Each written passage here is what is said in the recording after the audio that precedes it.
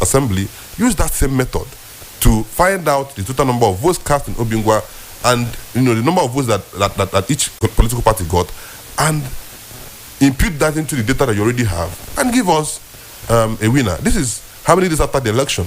You're still talking about Abia State election when more than... But Abia State is not the only state that is going through this. Enugu, for instance, it's also going through a similar situation. And a host of other states in the north, north central, and even in southwest. So Abia is not as if Abia has been singled out. Yeah, why I'm saying this is that if you look at Abia's case, the LGA being contested here is one. And outside that, the people that emerged as winners in those LGAs for the State House of Assembly celebrated. They are members of the same political party that is contesting election, that is contesting the result in that same LGA. So, that's the controversy.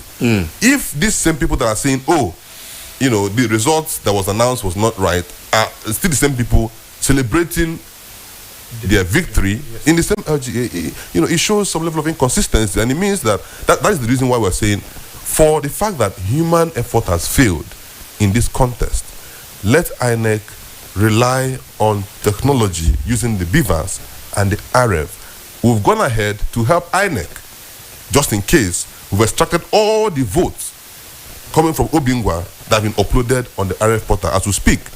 There are 312 polling units in Obingwa. Out of that 312 polling units, 252 results from the 252 polling units have been uploaded on IREF. That number represents about 81% of the polling units. So if 81% of the polling units results have been announced and uploaded on the IREF portal, what is being contested is just a mega 19%. And that 19% cannot affect the outcome of the election, because the total number of voters in that 19 polling units is way less than 50,000 voters. So if you do that calculation and do the mathematics, you will find that if INEC rely on data and evidence as well as technology to fix this problem, then by tomorrow the whole thing should be over. So we are saying INEC play by the rules. We love what the National Commissioner did when he came here to inspect the BVAS. We were there. We went around, we were in Isukwata, we went to Abia State University. We had even interaction with the student union government. The students were so excited for the fact that we are bringing in technology into the system to help make the system much better. So INEC should go back, go to the BVAS, get out the figures from the BVAS, get out the figures from the RF, use that to get the exact figure, not mind what anybody has written. Anybody can write 100,000 votes, anybody can write 50,000 votes. That at this point is immaterial. What should now count is what the BVAS says and what the technology that we employ to help us, have a very, very good election says. That is what INEC should rely on to make a decision on this Abia issue. That's why I'm narrowing down to Abia, because the case in Abia is a little bit peculiar compared to the cases you have in other parts of the country. Okay, Daniel, you wanted to add to that summation. Yes, the first thing they need to know is that them telling us that BVAS was not used. We have over 74 of our people that worked during this governorship election. There are 74 in Obingwa alone. Yes, that worked as ad hoc staff. In Ohafia, I was there. I made sure that no case of overvoting went through. To the extent that most of the collation officers, once they see cases of overvoting, they just look at me. Hey, this is overvoting. What does INEC say? INEC says in case of overvoting that the number of accredited voters is way less than number of valid votes. Please cancel.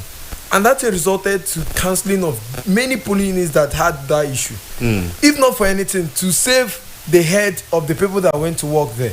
Because if anything happens, they will be taken to court. And that is crime in the country. So some of these things that they're telling us, I don't know how they feel that we don't know what we are doing or what. That is it that after accrediting, you just give someone only governorship to go and vote. Now you will now leave the State House of Assembly, because the law of INEC says once you are accredited, you are being given two ballot papers, one for the state house, one for the governorship. Yeah. So you cannot come out and just vote for only governorship and say, no, I want to vote only governorship, and you start going. No, it doesn't work that way. So if we have the results of the state house, the results of the governorship cannot be different from the scores there. It can be less, because let's take it that we have rejected votes. It can be less, but it cannot be more. The fact still remains that the number of valid votes plus the number of rejected ballots supposed to equate the number of accredited voters, if you do the maths very well. So if you add it, no matter how you add it, it must be that. So we are just calling on the public, we are calling on everyone, we are calling on INEC that they should make sure that the right things which we are advocating for, let the will of the people come to pass only. The will of the people, that's the only thing we are interested in, the will of the people. And when they do that, they are giving us hope for a better generation. Let it not be that our sacrifices for almost 2 years now, it's just in vain. No, it's just demoralizing everything. Technology has brought a good leap. It has given us a quantum leap. It has given us a launch pad that we are pushing our future to a greater height. And one thing I believe is that once Abia is better, Abia is the number one state, the God's own state. Once Abia is better, if we're able to achieve this thing we are pursuing in Abia, in Enugu, it changes the whole narrative of the Southeast. And once Southeast is affected, we are moving to the South-South, Southwest, the Northeast, and all geopolitical zones. But first of all, we need to start from our house, which is Abia State. All right, Kingsley, at this point in time, because time not really our friend, Sure. What would be your advocacy to Abians and particularly to the youths of Abia? Well, my advocacy will be more or less like a triple-faced one. I'll be talking to the politicians, I'll be talking to the youth, and I'll be talking to Abians in general. To the politicians, like I've said from the beginning, do not burn down our state.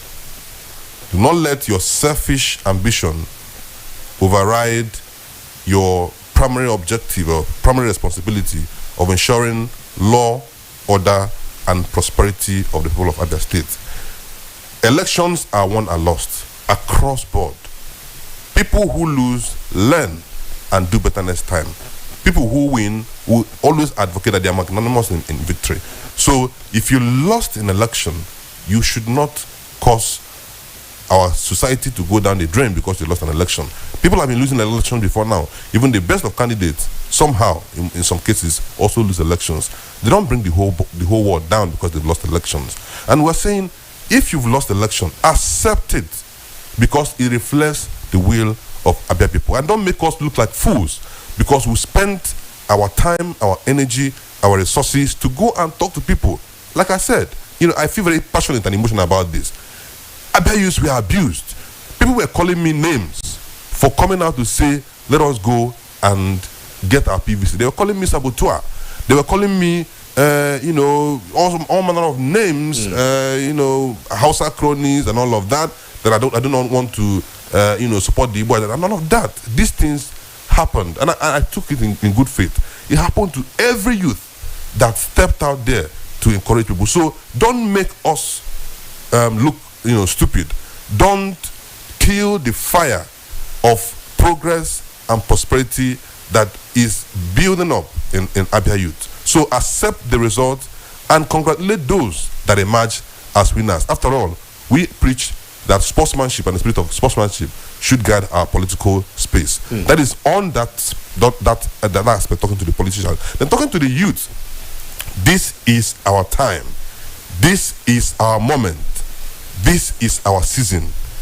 This state belongs to us. This state belongs to you. The state belongs to me. The state belongs to us, this generation.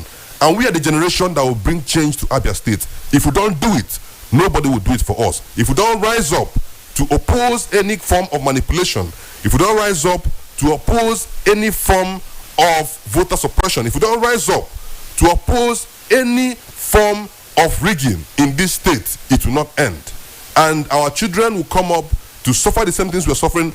Our children will come up to face the same things we're facing. So let us come all out in this fight to ensure that the right thing is done in Abia State. That is to the youth. This is an opportunity we have. We must not miss this opportunity.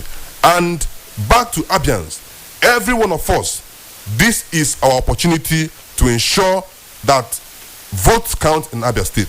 This is our opportunity to ensure that politicians respect Abians. This is our opportunity to ensure that people vote and their vote count in Abia. So, in all, as much as we advocate that we are peaceful and law-abiding, don't miss this opportunity to restore good leadership, good governance, and the will of Abia people in shaping the political space in Abia State. Thank you, and as we do this, God will help us achieve a very, very favorable outcome in this course to ensure that our votes count in Abia State.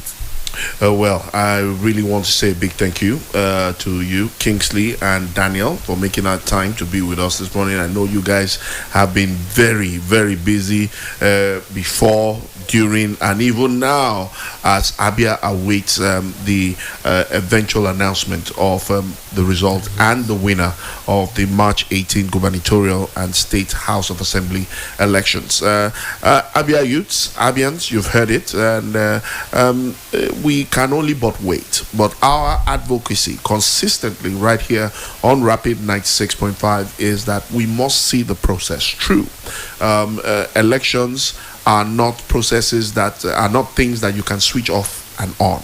Once it starts, it must be seen to a conclusive end.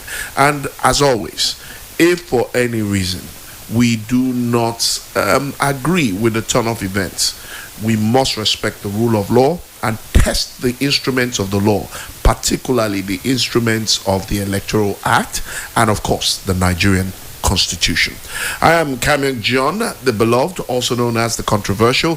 Special thanks to our guys on the field, TC Barra, the cameraman, and of course the guys behind the scene ensuring that you get the live pictures via our social media platforms. So keep following us.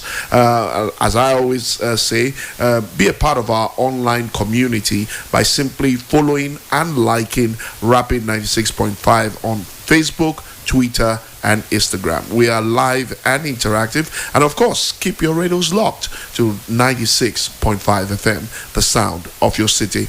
At the top of the hour will be the Angelus. We'll take a quick breather, and much later, trust us to keep you up to speed with developments as they evolve.